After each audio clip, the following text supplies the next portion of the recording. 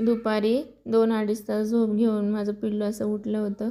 झोप पूर्ण झाल्यानंतर अशी फेसवर छानशी गोड गोड स्माईल करतच दुपार झालेली आमची.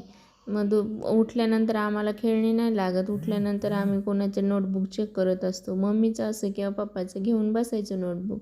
मग त्यावर एवढं कॉन्फिडन्सनी 1-2 म्हणायचं फक्त. हे चालू होतं तोपर्यंत मग माऊ तिकडे त्याच्यासाठी तो उठला म्हणून जेवण बनवलेलं घेऊन आलेली होती. आज दुपारच्या जेवणामध्ये त्याच्यासाठी डाळ आणि खिचडी बनवली होती. खूप दिवसानंतर माऊच्या हाताने माऊ भरवत होती त्याला. तो मस्त असं एन्जॉय करून खात होता. माऊसोबत जरा जास्तच हॅपी असतो बरं का तो. इकडे बाबूचं जेवण होत नाही तोपर्यंत तिकडे बाबूचे पप्पा पण जेवणासाठी येतात दुपारी. तर ते जेवणासाठी आले होते.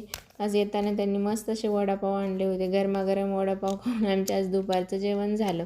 त्यानंतर मग इव्हिनिंगला आम्ही वरती गेलो टेरेसवर. त्याला थोडंसं फिरवून आणा म्हटलं. तर तो वरती गेला की एवढी त्याला मस्ती सुचते सारखा पळत राहतो. मग त्याचे माऊचे आणि त्याची अशी मस्ती चालू होती. थोड्या वेळाने सनसेट झाला. खूप सुंदर असा सनसेट झालेला होता. वातावरण अगदी मस्त होतं. चला भेटूया नेक्स्ट ब्लॉगमध्ये. Bye bye.